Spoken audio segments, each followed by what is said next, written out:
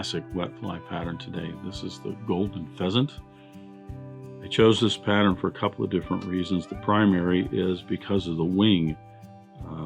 I have used pheasant tippet in a number of different flies, but generally the pheasant tippet, when you use it, what you're using are just the barbs off of the feather for tailing or for throats, sometimes incorporated in wings, but often you're not using the entire feather like this to create the wing. And it's an interesting fly to tie. The other parts of it are pretty much just like standard wet flies, but there's a number of tricks to the wing. And I actually reached out to a fellow fly tyer, Fred Klein, Grizzly King Fly, who just ties some amazing different flies, and asked for a few tips on working with the wing, and I will talk about those when we get to that portion of the video where I'm putting the wing in. So that's the golden pheasant, and I'll go ahead and get started.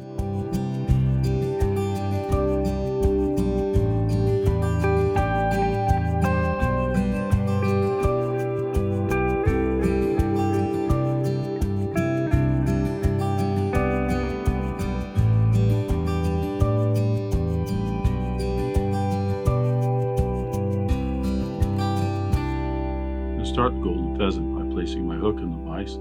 This is a Mustad 3399 in a size 8. I'll go ahead and debarb the hook.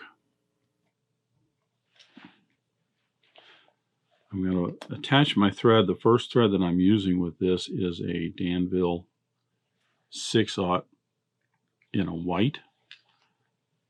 And I'm putting white down because the body on this is an orange floss. I use a dark thread in the water. That dark thread underneath that floss would make the orange look much darker. So in order to help keep its color, we're going to start with a white base layer of thread. I'm going to go ahead and put the tag in. For the tag on this, it's just a gold tinsel. I'm going to use a size 14 for this. The body, or I should say the rib, has a size 16 and 18. You could use a size 14 if you want also for the body for this size hook. But I'm using the size 14 for the tag simply because it's a little bit wider, so I can get that tag in with a little bit less wraps around the hook shank. Bring that underneath the thread over to my side, and I'll bring that down to where I just have just a little bit of that tinsel sticking out. And then I'm going to wrap down the hook shank about half a dozen wraps, and that's going to put me somewhere between the point of the hook and the barb, which is about where I want my tag to start and the body to end. I'll turn this over, and the tinsel flips over the gold side, and I'll put 3 to 4 wraps. Depends on how much you overlap, what kind of tag you want. I'm going to put 4 wraps in here, and then down, and then 4 wraps back up, and then secure in that tinsel.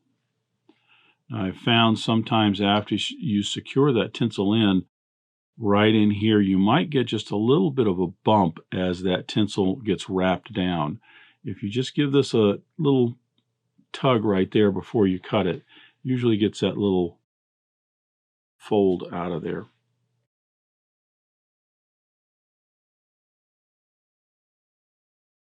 Securing that in, I'm going to bring my thread back down almost to the end of the body and to the tag. Put in the tail. Tail on this is a black hackle. You could use, let's say, a black Schlappen or just a rooster hackle barbs. I'm going to use actually some Goose quill. You can even use some duck if you want, but I happen to have this here, and it will work pretty well. So I'll cut a couple slips out of the goose. I want to match the tips of those and then bring those together so that they'll curve upwards as well as the two concave sides are together to kind of flatten it out. Measure that about a shank length, and I will secure that right at the end of the body, about a half a dozen wraps. I'm going to trim this away here at a little bit of a taper. These are the barbs for the goose. When you get higher up on the feather like this, you end up getting, the barbs get this thicker and heavier region right here. And this is the thinner region I want for the tail. But the problem is these become more and more pronounced, as you can see when you get towards the tip. It's kind of heavy in there. I don't want those to bulk the body up, so I'm just going to trim those back just a little bit.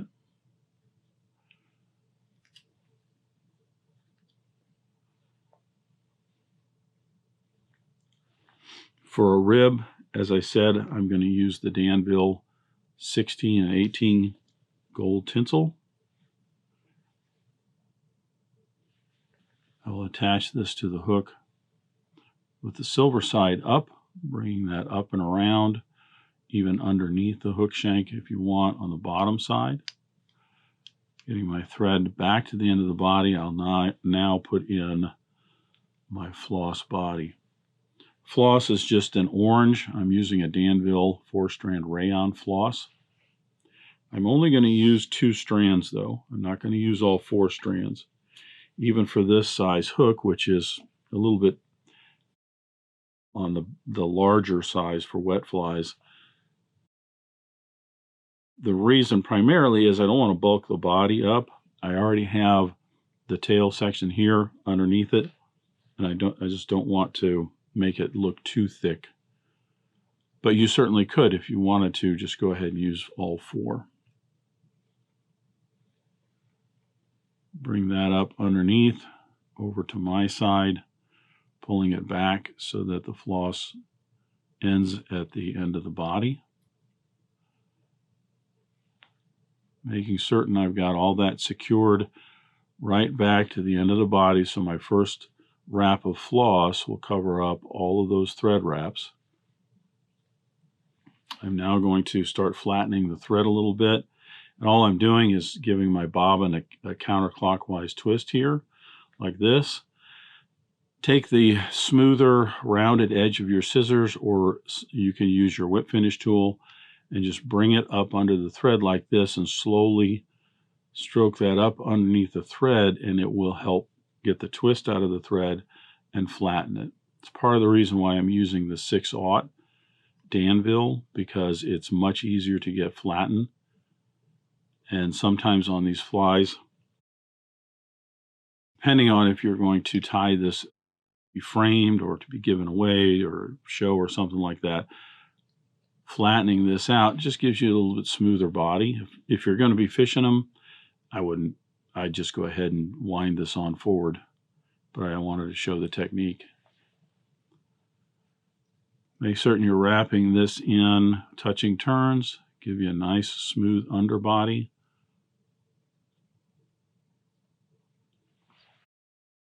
And end with the thread about an eye length behind the eye of the hook.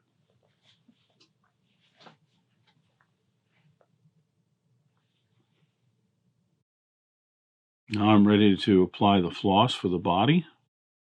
I want to kind of stroke the floss out as I bring it around on that first wrap. This helps to get all of the fibers. You could probably see where I have some of them right here are under looser tension, even though it looks like all of them are under the same tension. Those are the ones that as I wrap forward are going to start spreading out and going up the hook shank a little bit quicker. So what I'm doing here is just getting all of those floss fibers under the same tension. Don't pull too hard because you actually can pull the whole underbody off to the side. But I get all of those under the same tension on that first wrap, and it flattens out the floss. Now I can wrap this in, and the floss fibers don't spread out as I move forward up the hook shank.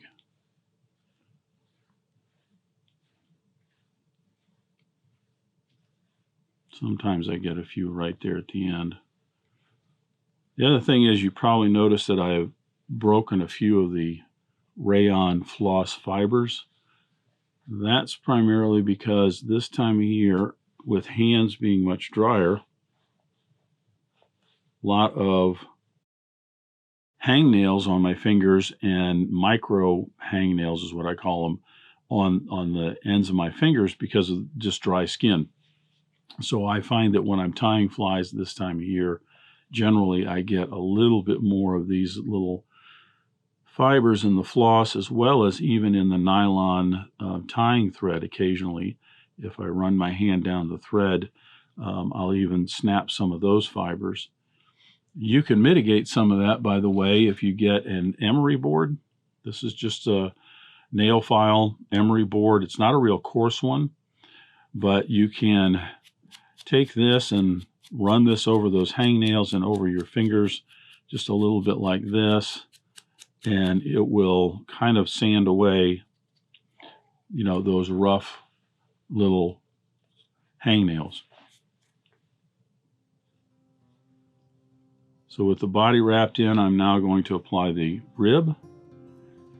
It flips over to the gold side, and I will get one wrap at the back and then start with 5 wraps working my way up the body.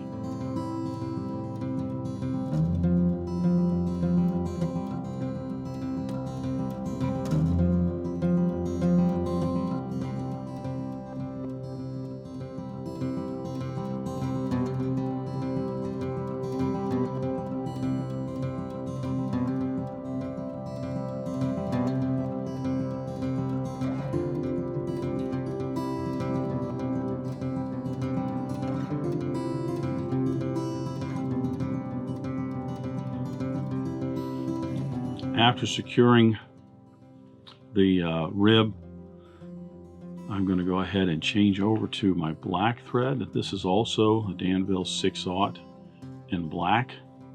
I like the 6/0, like I said, because it flattens out real easy. It also has some stretch to it.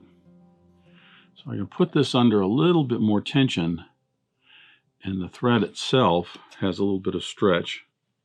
I find it takes a little bit less wraps of thread to secure something in this way. So with my black thread attached, I'm ready to put the throat in for the golden pheasant. The throat is some orange Schlappen. You want to go ahead and select a feather that's pretty wide. The longer the barbs are that you're tying in, the easier it is to work with.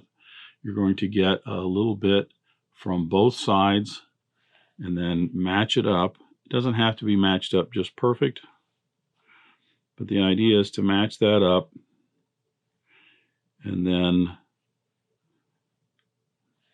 you'll have a nice little slip of barbs from that Schlappen. You'll place them up underneath the hook shank with, I like to have the tips just inside about the hook point of the gap of the hook. And then with a pinch wrap underneath, I'll wrap those in.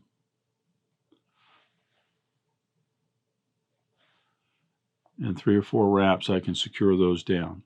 See, that's where that nylon, the 6/0, has that stretch in it. I can put just a little bit of extra pressure when wrapping that in, and that extra stretch will hold that in with only 3 or 4 wraps. So when I'm cutting this, you see that the actual throat isn't moving at all. Trim away the excess. Now we'll do the wing.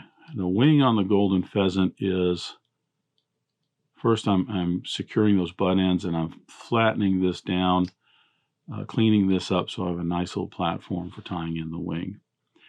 Now the wing on the golden pheasant can be kind of difficult, and the primary reason is the golden pheasant feathers themselves. This is the they call it golden pheasant tippets that you get, and you'll notice that there are short feathers down here, longer feathers up near the top here. And the problem that you run into is what you're looking for is a wing that's fairly wide. And when I say wide, what I mean is from on the back end from one side to the other, because this is going to sit up here in a profile like this. The problem that you run into is two things. First, if you select a very large feather, you want the tips of those to come back about halfway down the tail. I find that often it's closer to the full length of the tail, simply because if you trim away enough to get to the length you want so that you can tie this in right here at the head, you'll notice my length is almost the length of the tail, but the wing itself isn't very wide. And that's the conundrum you run into with these, is that often, depending on the feathers you're choosing, you're going to be stripping off so much of the barbs of this feather to get the length right for your tail that the width there's hardly anything there. The other thing that you run into is that depending on where you get these wings from, your black bands on them don't line up. In other words, you want the black bands to more or less line up on both sides of the wing. But see, these two feathers right here were taken off the same neck, but they were from different sides. Started out, they were about the same width before I started to pull barbs off to make a wing, but you'll notice that the black strip here and the black strip here, they don't match up. Now, is this really that important when it comes to fishing the fly? Probably not. Matter of fact, I reached out to a gentleman by the name of Fred Klein with a Grizzly King fly, because he recently tied one and had just a beautiful picture on Instagram. If you're on Instagram, go look him up. It's Grizzly King fly. He's got a beautiful picture out there. Asked him for some tips about that. My hunch was it's just kind of a hunt and peck game. So you get a number of necks and you just hunt and peck and find the right feathers. And pretty much that hunch was correct. But one thing he did point out, which I thought was interesting, and a lot of people will do this, if you have some feathers that aren't that full, or if they have spots like this where the barbs are kind of mashed down, they're not all coming back together, you can steam these. So you just get a pot of water, get it to a rolling boil or whatever, and just pass this through that steam, and then flatten these out, straighten these out, and then let it cool off. And that will help kind of broaden the feathers out just a little bit. So some of your feathers that you might work with before, if they're going to be really narrow like this, maybe steam them. They'll be a little fuller, so when you are pulling the barbs off, you end up with the right length, but a little bit fuller. So that's one tip. Another thing that he pointed out was, if you're going to tie this fly to actually show it or frame it or give it away, that broad wing is generally what you're looking for in it. And I had kind of wondered about fishing these particular flies, because if that wing gets twisted or canted a little bit, it might put a spin in it. And he mentioned that when he fishes them, often he just doesn't tie the wing in, he just ties in some barbs. I've got a sample of that. I'll show you as soon as I get this one done. But for right now, I've selected a couple of feathers. I've got an adequate wing matched up here. As you can see, one side's, it's not that it's wider, it's a little bit fuller than the other one. Just a little bit. And that's going to happen sometimes. So, but I have these about the right length, and in my opinion, that's probably a little bit more important. So I'm going to keep these matched up, and place these right up on top, and with a little pinch loop wrap those in. Might take a couple of times to actually, a couple of attempts to get these wrapped in well, because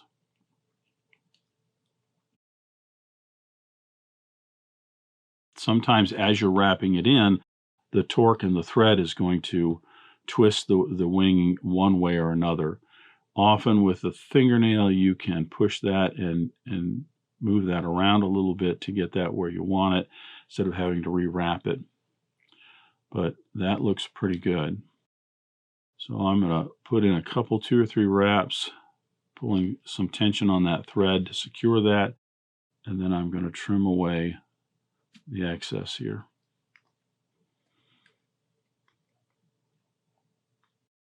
Covering up all those butt ends, smoothing the head off a little bit. I'm going to put in a wrap or 2 to clean that head up, and then 6 or 7 turn whip finish.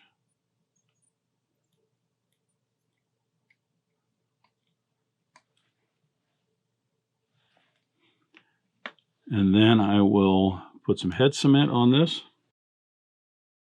This is just to soak down into those thread wraps.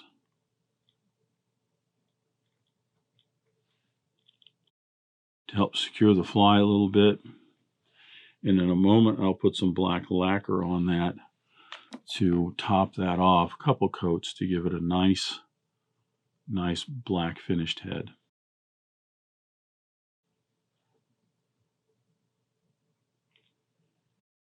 So that's the golden pheasant, and as I said, you don't have to put this wing in this way.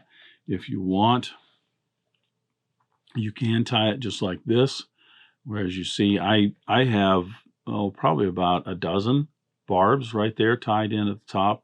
The rest of the fly is pretty much the same. You could even go with a little bit less than that if you want. I mentioned Grizzly King fly before.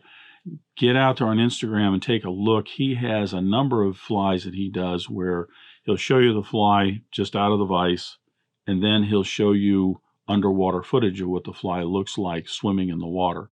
And when you see that, what you really see is all of this material all kind of compressed down. And then he'll even sometimes show you a picture of the fly out of the water in a little hook keeper on the rod. And you can see kind of the teardrop shape of the bait fish.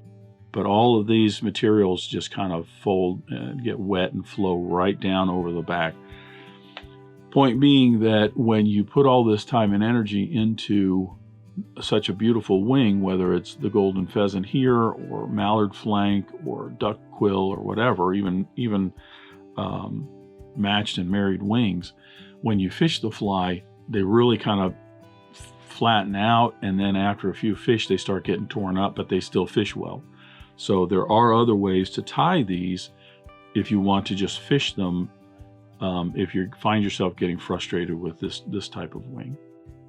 But I thought it's a very pretty fly, and I thought it was a challenge to work on that particular type of wing and learn a little bit more. I've never tied flies with the pheasant tippet wing like this before. I usually, the tippets are either a tail or sometimes a throat, or they're just the barbs incorporated in a wing. So that's the golden pheasant. Hope you enjoyed that. Thanks for joining me at the Vise today. I hope you learned at least a new pattern, if not a new technique, maybe a tip or trick here and there. If you have any questions about this fly or any of the techniques used in constructing this pattern, please leave them in the comments section down below. If you go to the trouble to ask a question, I'll go to the trouble to answer it. If you'd like to help dressed irons, please share this video with your friends and anybody you think that might enjoy this pattern. Until next time, remember, it's fly tying. If you're not having fun, then you're doing it wrong.